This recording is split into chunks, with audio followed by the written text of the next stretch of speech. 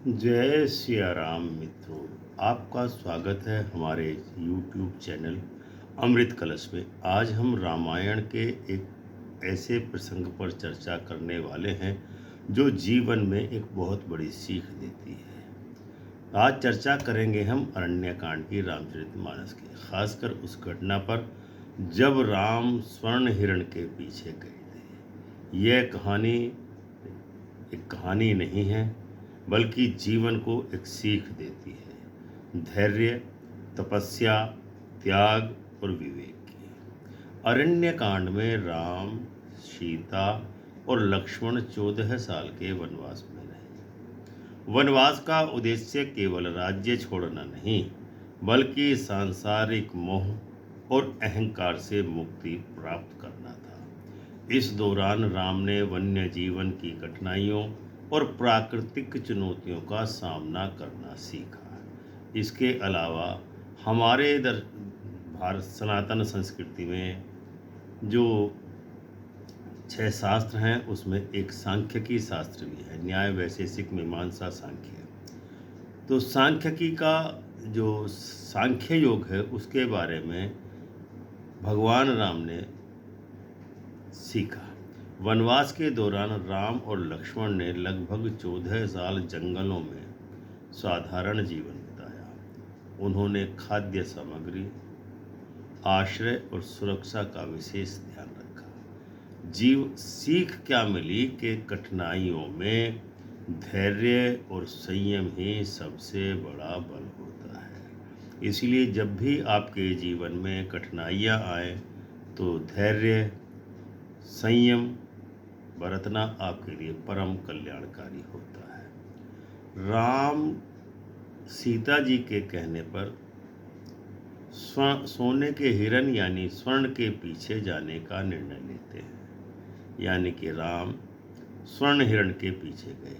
यह स्वर्ण क्या है? यह स्वर्ण भौतिक लालच का प्रतीक है,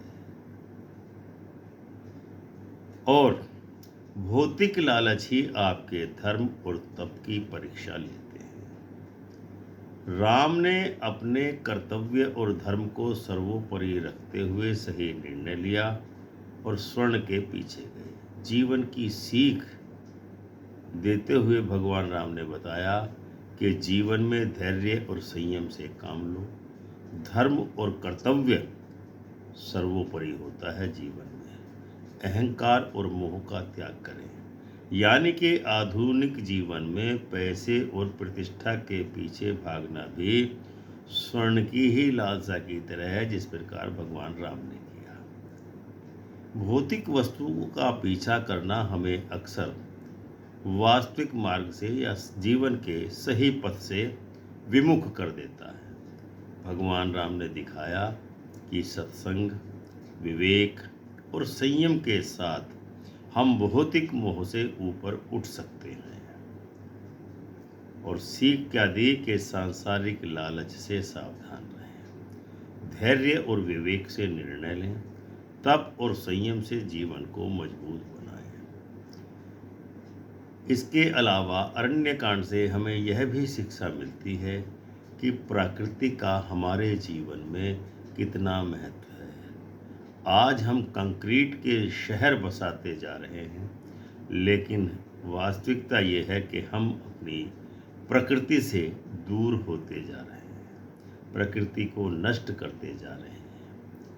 राम और लक्ष्मण ने ये बताया कि प्रकृति के साथ जीवन जीना, वानस्पतिक भोजन ग्रहण करना, ये जीवन का परम उद्देश्य है। उन्होंने हमें बताया कि साधारण जीवन में भी सुख और शांति संभव है। संकट और चुनौतियों का सामना संकट में कैसे करें? रावण, दानव और प्राकृतिक आपदाएं, 3 संकट सामने थे।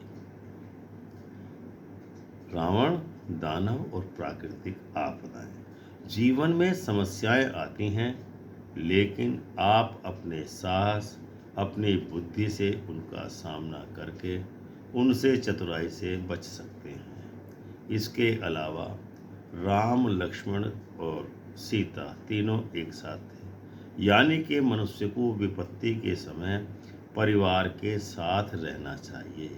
यदि आप परिवार को महत्व देते हैं और परिवार का सहयोग लेते हैं, परिवार को सहयोग करते हैं, तो आपके जीवन की समस्त चुनौतियां आसान होती चली जाती हैं। इसके अलावा सांख्य दर्शन और आध्यात्मिक दृष्टिकोण इसका क्या है?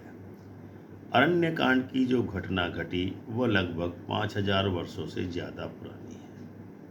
वनवास के दौरान भगवान राम ने वन्य जीवों और पेड़ों के संरक्षण का विशेष ध्यान रखा और संदेश दिया कि प्रकृति को और वन्य जीवों के साथ किसी भी प्रकार की कभी भी छेड़खानी नहीं करनी चाहिए। स्वर्ण का पीछा करना राम के लिए एक आध्यात्मिक परीक्षा थी, सीख थी। भौतिक लालच के पीछे कभी नहीं भागना चाहिए, बल्कि धर्म, तप और संयम ही जीवन की असली पूंजी होती है। आधुनिक जीवन में क्या इसका महत्व हो सकता है? संपत्ति और भौतिक वस्तुएं धर्म से ऊपर नहीं है, धर्म सबसे ऊपर होता है। इसलिए धर्म का निदान सबसे जरूरी है। धैर्य और संयम का महत्व जीवन में अपनाएं। साधारण जीवन और प्रकृति के साथ संतुलन बनाना मनुष्य के लिए परम आवश्यक है। यदि आप साधारण जीवन जीते हैं और प्रकृति के साथ संतुलन बनाए रखते हैं, तो आपके जीवन में कामयाबियों की राह दुनिया की कोई ताकत, कोई राक्षस, कोई दानव नहीं रोक सकता। संकट में साहस और बुद्धि से निर्णय लेना चाहिए।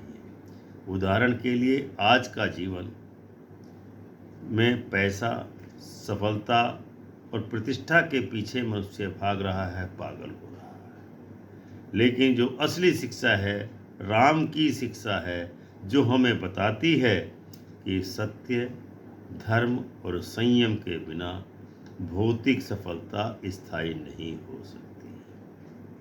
अरण्यकांड में राम का स्वर्ण हिरण के पीछे जाना जीवन का सबसे बड़ा पाठ है, या जीवन की सबसे बड़ी शिक्षा है।